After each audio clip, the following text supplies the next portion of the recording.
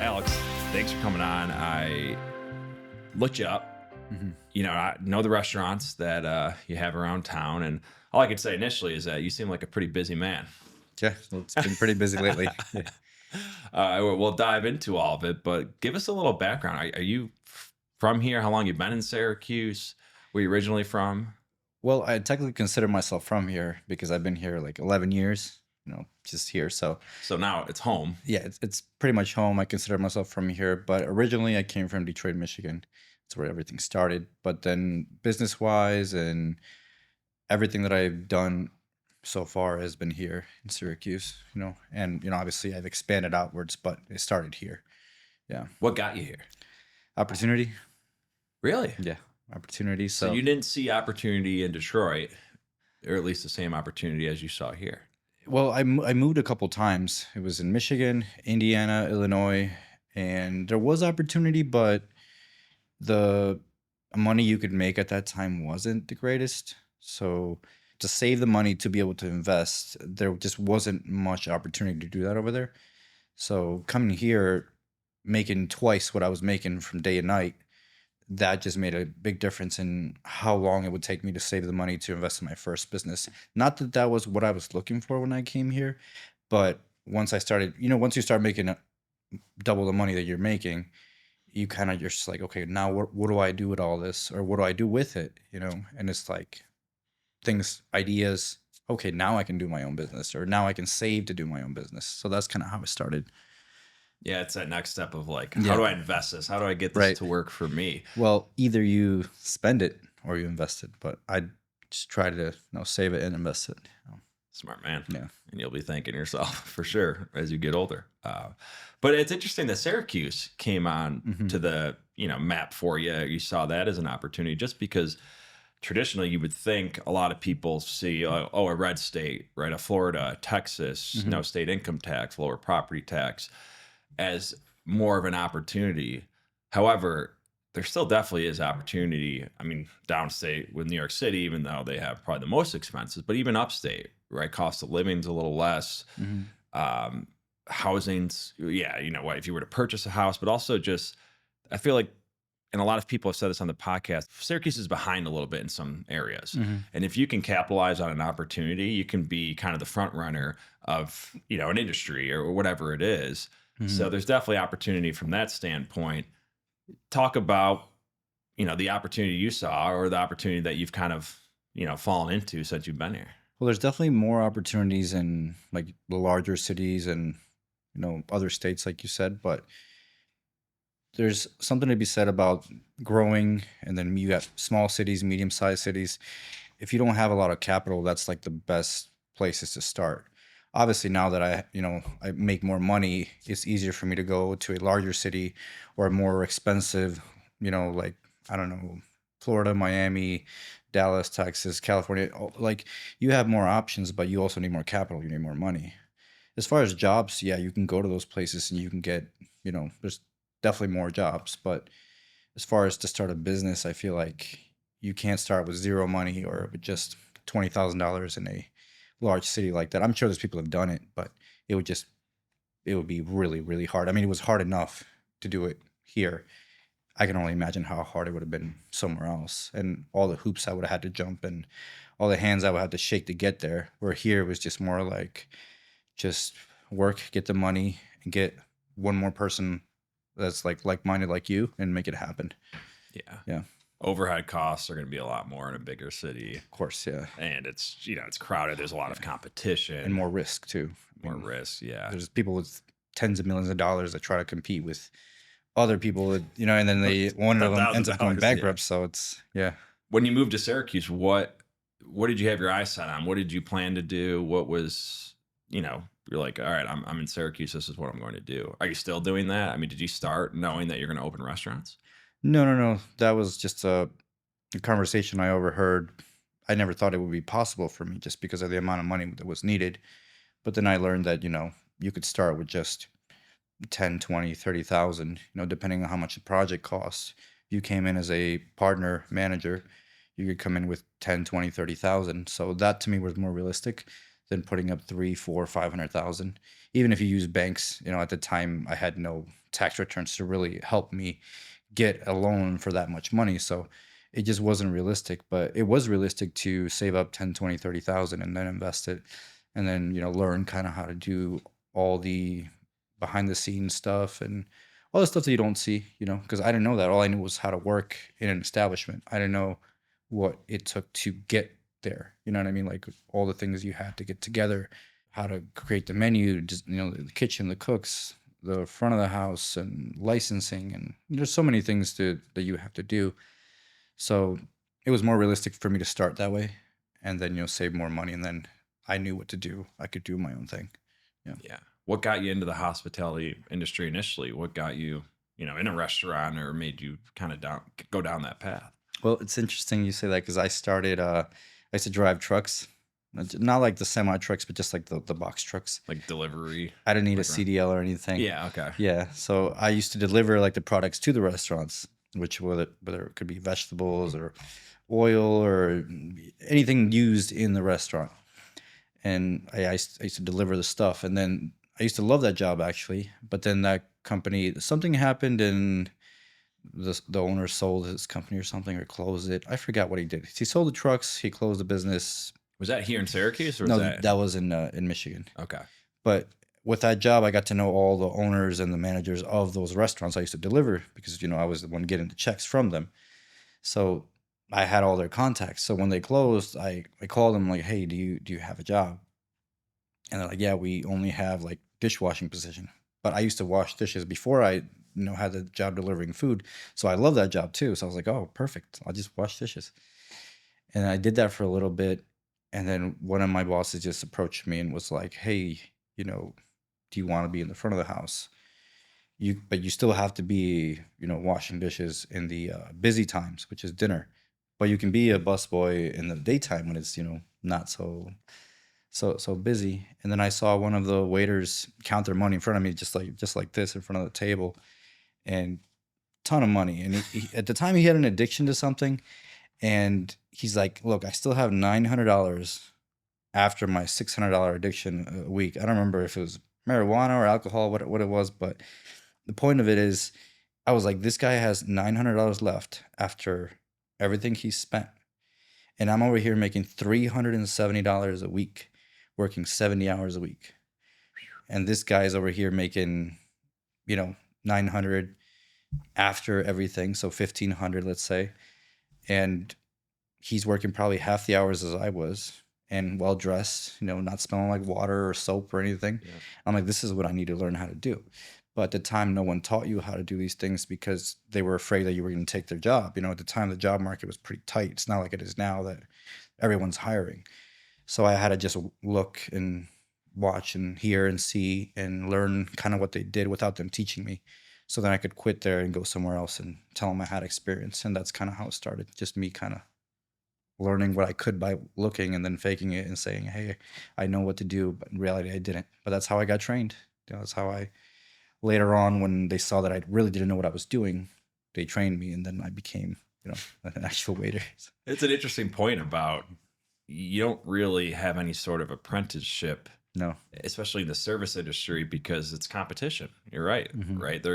They're probably hesitant to teach you because they don't want you cutting in on their hours or potentially taking their job. Yeah. But if you just kind of pay attention and you see how things are done, it's not easy by any stretch, but it's something that if you kind of watch for long enough, you could probably pick it up. And then once you get thrown into the fire, Yeah. then you'll Yeah. sink or swim, I Yeah. guess. So it sounds like the goal at that point was like, how do I become a server? Look at the money I can make. Yes. Seems like you've gone beyond that. So, talk about, did you become a server? Was that the next step after being a dishwasher, busboy, server? Yep. That was the next step. And then I just realized how much cash you can pull in, especially with the tips and how much you keep. So I just realized this is what I need to do. Like that was even better than being a manager at the time because, the manager gets a little less money because he doesn't get tips. And then, obviously the government taxes check. So I was like, this right here is what I need because I can keep the most of the money, which is what I need, capital to start something else, which I didn't really know what I was going to start. My goal was just to get the most amount of money I could in my account. So then when the opportunity presented itself, I had the money to, whatever, join or do by myself, whatever the opportunity was in front of me. You Yeah. knew it would give you options down the road. Yes. I mean, you can offer value, just sweat equity and stuff, but most people want you to have your own skin in the game too. Yeah. Yeah, it's easier to raise money Mm-hmm. if you're putting in money, Mm-hmm. right? Obviously, time is a big thing too, and Mm-hmm. it requires that, especially if you're going to spearhead it. Mm-hmm. But if other investors see that you're putting in your own capital, it's a little easier to be like, well, they got their own money invested too, so Yeah. it's easier for them to kind of take that leap. Yeah. Talk about, was Margaritas the first endeavor, the first restaurant? The first one was one that I opened here in North Syracuse. That was when I went in with the 10% I told you. Okay. And then I did that for 1 year. And then, I ended up selling. Didn't get all the money that I invested back, but I got all the knowledge, all the things I needed to learn when it came to licensing and running a place and opening a place and everything you can think of. So that was where I got most of my knowledge. And then all the money that I saved from that, plus what I got, I invested it with my other partner. And then Margaritas was technically my first one. Yeah. Okay. Yeah. So it sounds like you didn't get quite the financial return, but the knowledge you gained made it well worth it. Yes, and I knew that from the start. Like I knew it wasn't going to be because I didn't sign any paperwork or anything. I just kind of gave him the cash. So in my mind, I kind of already knew like, hey, this money is just lost, but that's not what I'm doing it for. I'm not doing it for the financial gain. Obviously, if I can get something out of it, great. But I'm doing it more because I want to learn just how to do everything behind the scenes. Yeah. So when that was on date, did you were like, all right, what's the next thing? Is that your plan? I mean, Margaritas is a pretty big building, or I should say, has a pretty big location in Mhm. Armory Square, which is a pretty sought out area in downtown Syracuse. It's not like you're opening a food truck or a small area, maybe in the suburbs with, Mhm. I'm sure the overhead's kind of high. Seems like quite a big jump. Were you just pretty confident that you'd be able to set something up that would be successful? We just knew that location would work. Um, it had been there for 6 years vacant. A lot of people tried to lease it from the landlord, but he just, I guess, didn't like any of the people who were trying to lease it. We ended up getting the spot, but no, we knew it was going to be successful, and we both were going to be there. I mean, we went through COVID and everything. Like I it's said, when did you open the doors of Margaritas? And yeah, I was like, how long before COVID? was September 3rd, 2019. That's when we opened. So I Oh think gosh, COVID tough only time. started like 6 months. A few months before. Well, we encountered all sorts of issues, like crazy issues that I don't know how we made it. Just perseverance and just working all the time.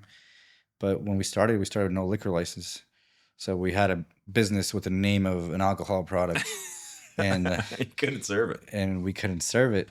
So that was a big issue. We almost went bankrupt because of that. Because customers would try us once, and then they wouldn't come back. Not because it was bad, just because we didn't have the product.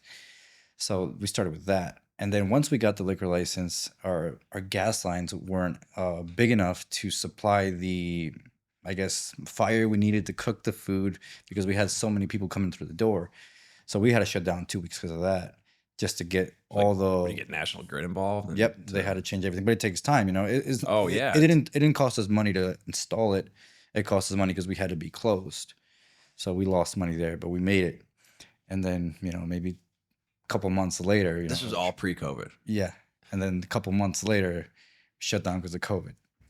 So we encountered all sorts of issues that you can think of, but we made it through. We made it through the end. I was gonna say, but, Yeah. say what you want. It probably made you pretty resilient. No, yeah. If you can get through that stretch, then any stretch post that is probably relatively easy. I did see an older article about, I think when people were coming back, restaurants are starting to open up, you're struggling to find people to help with the business, employees, hmm and you had to search elsewhere outside of upstate New York. Talk about that. What happened there? Why were people not wanting to come back to work? Well, at the time, the government was giving everybody unemployment, and they were, even if they were making only half of what they could make, but still, you could be at home. They didn't have to work. You know what I mean? And not work. So I had to call like, all my friends that I knew back in the day when I was, serving and stuff, all the people I knew like, cooks and stuff. And I had to, see where they were, and I was asking them like, "Hey, do you want to work over here? I opened a restaurant. I can't find anybody." So everybody would say the same thing, like, "Oh, we're getting unemployment." So I had to pay people more, a lot more than the market was paying. That's why that whole article was made about me paying people like, I don't know, 70,000 or something. It was a big number back then. Like, Yeah. but I had to do that. Like our wages were so overinflated that when people actually started coming back to work, and let's say for an example, one of my employees was already making way above market and asked for another raise, I'm like, look, there's tons of people that want to work right now. So like I'm paying you too much. And then they would leave and I get someone else and I put them there for a price a lot lower, like a wage a lot lower. Not that that was a bad thing because then the same employee that had quit would come back to me. I was like, "Hey, can I come back work for you?" I would tell him, "Look, I told you like that your wage was too overinflated." But yeah, I was having issues with that. I was paying people too much just to try to get them into work. But then it kind of, leveled itself out as people started coming back to the workforce. Yeah, I was just gonna say that must be a tough correction, right? You're desperate to get people. You start Yes. paying more, but then they get used to that, Hmm. and it's hard to say, okay, this is a pretty sought after job. Now we can drop the pay. Hmm. I don't even know if you can legally just do that without a turnover in the position. Maybe you kind of, I'm not sure. It's just, but either way, it's a tricky process. But it sounds like it kind of worked itself out over time. Yeah. No, it leveled itself out. Yeah. Yeah. When did Incas come into the picture? A couple years later, right? After Uh, COVID, like, or when did you open? Inka's opened about a year and a half ago. Oh, okay, so a little longer. It took a year in the making, so 2.5. It's probably like 3, 4 years after. That was like our fourth or third project. So you started with margaritas on the corner, then you expanded, right? In Yeah, space. we probably had like 5,000 square feet at the most. Right now, I think we have 11.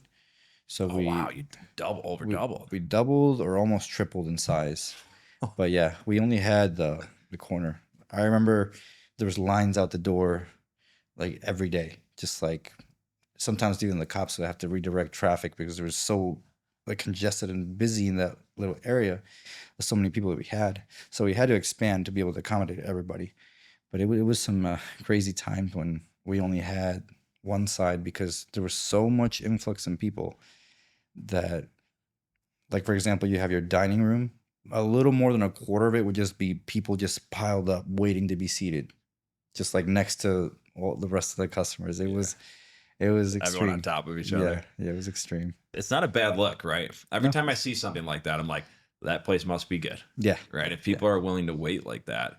However, you obviously saw an opportunity where if you could expand the restaurant, then you could get people seated more, get more people in. hmm Was that just good timing that the place next door was able, is it the same owner?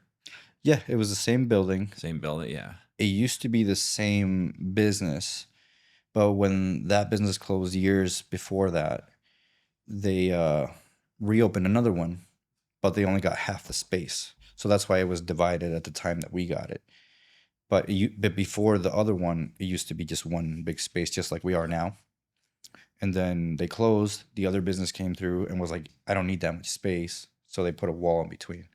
Nice. So then we came in, we got that space, and then we're like, "Hey, we need more space." So now we just knock down that wall, redo all this, and now we get all of it again how it was like 15 years ago.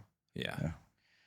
And I noticed too that it seems like not only do you have the popular restaurant, but it's turned into sort of a nightclub that's popular as well. Has that always been part of it, or is that part of the expansion too? Made that easier? We always wanted to have a nightclub, and it was the perfect area because we have Yeah. the other nightclubs next to us, so it was perfect for it. And I feel like nobody had tried a Latin nightclub at the time. Maybe they have, but not in that area. So we were the Not that I first can really, ones. think of. We were the first ones to bring it, and it was very popular. We still do it now, but only like one event a month. We probably ran it for one event every week, sometimes two a week, for like a couple years. But me and my business partner got so busy, and right now we're doing like 3, 4 locations at the same time that we just don't have the time to be there, after midnight until 4 a.m. paying people, making sure people clean. So we decided to only do it, once a month, just because of time purposes. We just don't have the time. That was my next question is Yeah. it has to be long hours if you're staying Yeah. up, Yeah. you're having a nightclub portion because it's not, if you stay up or you're open till 2, people aren't leaving. The staff's not leaving till 4, almost Yeah. 5 in the morning. I mean, I guess you can hire people, but at the end of the day, you probably have to be there a lot. And if you're up, open for lunch the next day, that's a quick turnaround. Well, it's a cash business too. So I mean, you can hire people, but a lot of it is cash. So Risky. you kind of want to be there to, make sure all the money's there. That's another reason why we just didn't want to really run it every week. Maybe once a month was fine. Yeah. Yeah. So seemed like you're on solid ground with margaritas. You just expanded. Then it was like, all right, what's the next thing? And you wanted another restaurant. Is that when Inca's came into the picture? Yeah, I mean, I guess when you do your first one, you kind of have that bug to just do another one and then another one. And then you kind of stop for a little bit, enjoy a little bit of your money. And then you're on like I am now again, just doing 4 at a time and getting rid of all your possessions and just going full grind mode. But yeah, every now and then I get the urge to just, chill and calm down for a bit. And then I'm like, what am I doing? I gotta do this again. I gotta build. Yeah, opportunities. Yeah. Well, was Inca's good timing? Was it too soon? It was great timing, I think. People were a little scared because it was something that hadn't been done before, like Peruvian food and I was just gonna say, like yeah. you were thinking something different, right? You instead of another margarita somewhere else, you're like, let's do a different style restaurant. Well, the Syracuse area was and is getting saturated with Mexican restaurants. There's just so many of them. We're doing the last one in Fayetteville, and then after that, I just don't know where else you could open one because there's one in every corner, right? So we figured that was happening, and we decided to bring something with, a little more skill, a little more fine dining feel vibe type of, and different food. So that way we couldn't get copied at least for, 5-10 years Yeah. until someone else tries to copy. But yeah, I mean, we just noticed that everyone was just opening Mexican restaurants. Some were copying us. So we decided to just do something different, that way we stood out. Yeah. And so how's that going? Like, did you have to learn a lot? I mean, was it having the base knowledge of starting up margaritas? Was that enough to really help get this going? Or was it about what you expected? Did you learn a lot of new things? Talk about just opening a completely different restaurant. Yeah, no, it was definitely not enough to just know what I knew before. Tell you that. No, we actually hired a celebrity chef, and he took care of all the menu aspect and training people because I didn't know nothing about Peruvian food. My business partner didn't know anything, so we hired. I drove to the Hamptons. I met him, and then we agreed on a price. Brought him in. Did you drive to the Hamptons to purposely meet him, like for that purpose, or did you happen to meet someone? No, there's a food expo in the Hamptons. It's for Peruvian food, so it's that's where they all gather once a year. So that's where I went to meet him, hired him, and then we also got a mixologist from Manhattan to take care of the bar because we knew we just couldn't serve what we serve at Margaritas. Not that it's not good, it's just it has to be a different product and served differently and made differently. So we took care of the bar and the kitchen in different ways, and we definitely learned a lot in the process. But people were a little scared. It took maybe about 6 to 8 months for it to start getting busy. When we started, it kind of was just maintaining itself, a little bit high, a little bit low, and then all of a sudden, boom! It just right now we're busy all the time. But it took a little bit, but people love it. Do you attribute that time as people just, eventually trying it and being like having a good experience, or was there things you guys did to tweak and refine to have a better offering? So in that 6 to 8 month time frame, you're starting to get more, consistent repeat business or more people coming in the door. Well, it's certain businesses and certain food types. For example, Mexican restaurants, people just wait like piranhas. right? You have the whole city, the whole town, whatever it is, like piranhas just waiting.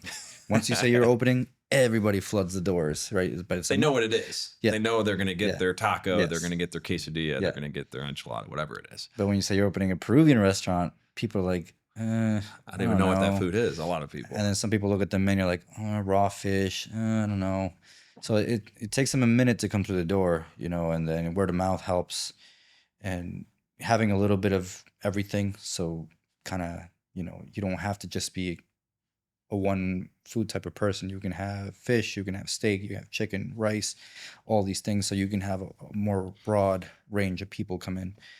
But it took a little bit, but people love the consistency, the level of service, and the quality of the food. Like all of our stuff is fresh. I don't even think we have anything frozen. Even our desserts, we have a pastry chef. She makes all the desserts every day. So yeah, we don't have anything frozen there. So people love the consistency. Yeah, that's huge. Mm-hmm. When you think of your role, right, clearly you're hiring good people who are good at a certain thing to help you, right, build a successful restaurant. And I think that's the key to most businesses is that an individual can only do so many things well, where Mm-hmm. they need to rely on others, trusted people who are also good at where they lack. What do you bring to the table mostly when you start up a restaurant? What is your kind of bread and butter?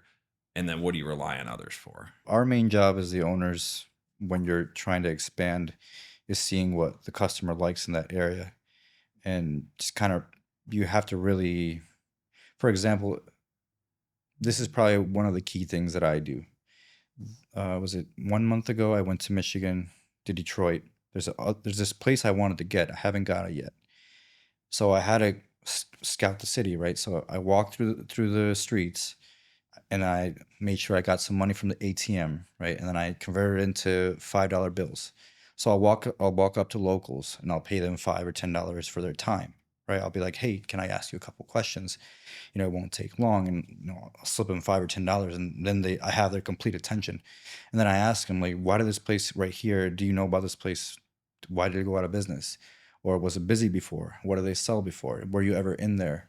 So I ask these questions to try to educate myself on if what I'm opening is going to work and what it was like before. Like I don't want to open a business somewhere where, you know, it just there's never people there, or why did it even close? Why has it been empty?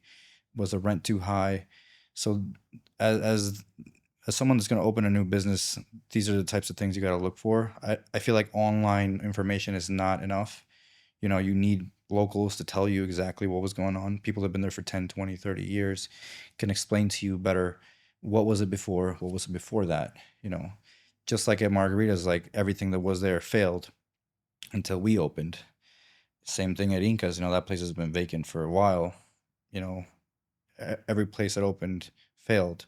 And now we're there, it's not going to fail. So you got to really educate yourself on what the city or town needs, or wants, because you can sell necessities and you can sell luxuries. You can sell what just people want and get, pay a couple of dollars and they get it. Or actually no, I want that, I want to pay more for that. So you got to figure out what they need, what they want, um, how much money people make, how much, like, the population in that area, how much competition do you have? Do you even have any?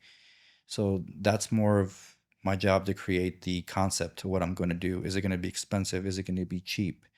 What city, what town, what are the staff going to be like?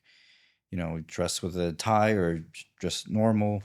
What is the food going to be like? More upscale, more like in the middle, low? Like you have to figure these things out and put them into a plan. Yeah, it's like big picture, Mm-hmm. right? You got to put all the pieces together to Yep. make it work. And it's interesting that you would, you go to Detroit, you start asking questions. It's funny you had to pay people, but that's a good way to, Mm-hmm. $5, they can probably give you some pretty valuable information that's worth more than that in the long term. Um, but you look at like corporations in any business, they're always trying to get customers' feedback because, as you know, the market dictates everything. So you can have your assumptions, Mm-hmm. right? Your personal experiences, your subjective experience, but until you get like a large enough sample size of people's feedback Mm-hmm. to really make that objective decision on what you're going to do. Mm-hmm. Like that's kind of important. And that's something I've learned in business. You know, we started a smart lacrosse ball company, and both my partner and I had played lacrosse, you know, from growing up. We played in college, we coach, been around it, still making all these assumptions, you know, Mm-hmm. because, oh, yeah, we play, we know that the kids are going to love this, going to love this. But then all of a sudden you start to realize like we need to rely on that customer feedback Mm-hmm. because, hey, we're not a kid in 2025. Right. I'm 35 years old now. Like, I don't have it. Like, we can't assume these things. We need to get that feedback. We need to get that feedback. Yes, of And we course. refine off that. So that it is interesting how that's really for any business. But why Detroit? I mean, I know why you were there. I assume because you were from there or in Michigan. But like, why do you think it translates well? Kind of a, you know, I guess it's not really Northeast, you know, Midwest, but Northern city. You think things that work in Detroit work in Syracuse, or was that just because you have ties there that that was the place you were asking questions? Well, I already have a restaurant there, like an hour north. Oh, you So, do? yes, so Oh, okay. I have infrastructure there already. So me opening another one an hour south wouldn't be too hard, just because I would have staff there, locations to store stuff, move some cooks there to start it. I don't have to start, from ground zero. But anywhere I would go in any state or any city, I would do the same thing, except here because I already know kind of what people want because I'm from here or live here.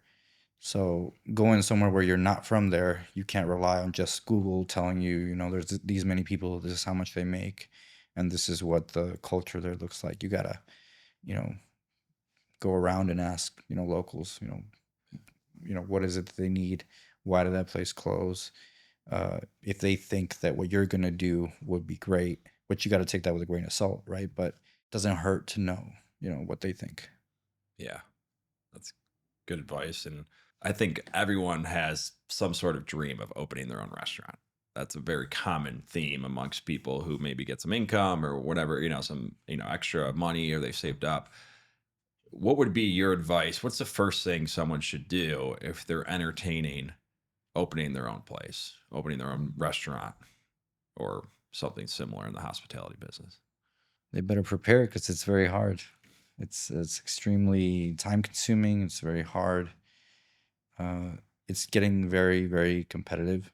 Social media has changed the game for, I would say, a lot of other businesses too that are not food industry. But for us, what I've seen in my experience, like 10 years ago, you could make a good plate of food, have decent service, have an okay atmosphere, and you can make money. Like people will come eat, people will come drink, and you had a good business. But nowadays, if you're not investing a ton of money into your decor, into your atmosphere, you're talking hundreds of thousands, if not millions. It's like at Inkas, we probably invested like more than $1 million.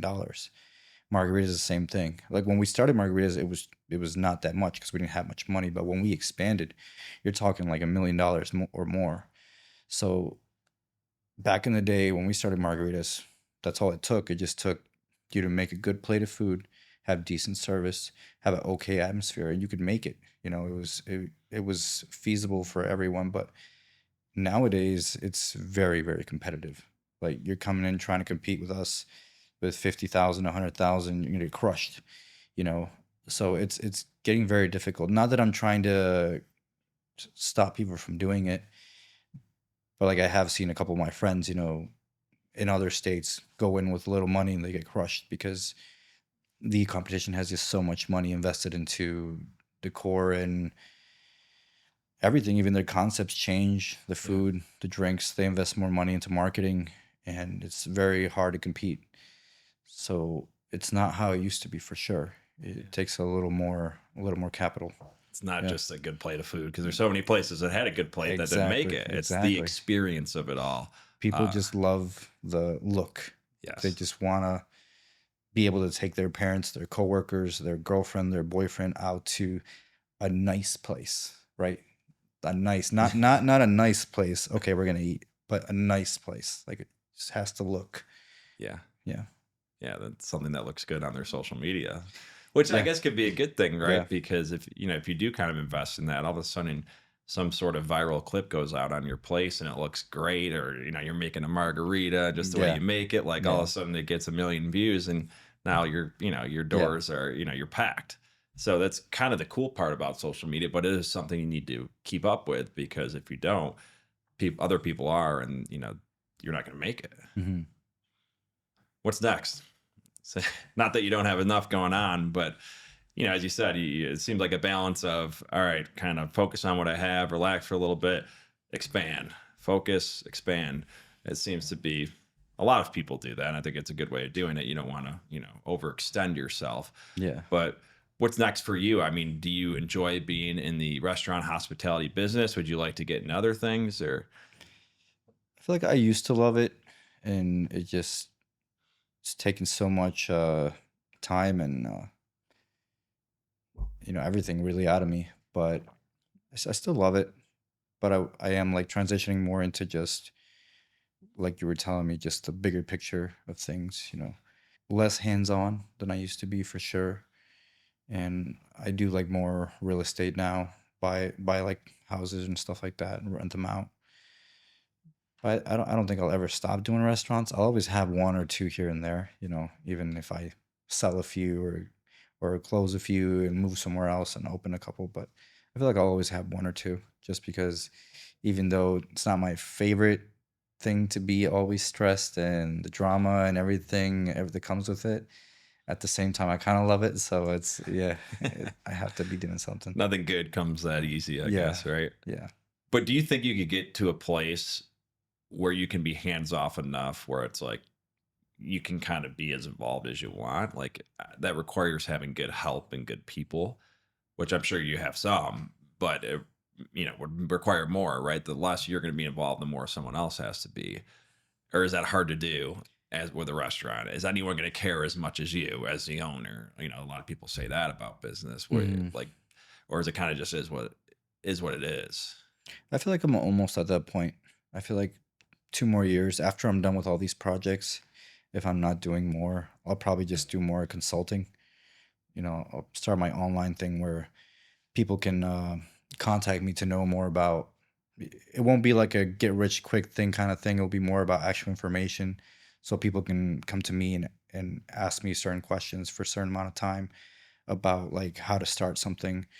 And then you got more serious people that are already kind of actively looking. I'll charge a little more for that. And then there'll be like investors that like, you know, they need someone to open something for them. I'll put everything together and either charge them a fee or take a piece of the business. Yeah. So that would be like my next thing, to kind of do more online thing. So I'll give my information and my experience out to people. And it won't be just like you see online, people just giving out random information. This will all come from my backbone of what I've done, and kind of educating people on what they need, like you were telling me, to start and go on. And other people with more involved, more money involved, they would get a different, uh, way of doing it. Yeah. I think that's smart. Yeah. It's like, here are the mistakes I made. Yeah. Hire me, for X amount. You don't have to make those mistakes that I've Yes. made over X amount of years. That's a good way to do it, because you can be kind of involved as you want, smart too, right? You help advise a restaurant gain up. If you're excited about the idea, you think there's a lot of potential, you get a little ownership in it. And then all of a sudden, right now you're part owner in all these restaurants, but you're still very hands off and just kind of consulting when you need to. And Yeah. that sounds like a little more work life balance, or at least probably what you're looking for at this point, than grinding it out with just your own restaurant. Well, it'll still be hard, don't get me wrong. I mean, 'Cause, everything's hard, Yeah. but it's Yeah. not, you have your own brick and mortar, got to be there all the time type of Yeah. situation. Yeah. It would be more, you're just selling your knowledge type of Yeah. thing and time. For sure. Alex, appreciate you coming on, man. This is great. Appreciate you having me. Yeah, I love picking your brain. Super interesting. You got some great restaurants around town, and I appreciate everything you do for the city of Syracuse. I appreciate you guys for having me here. Yeah.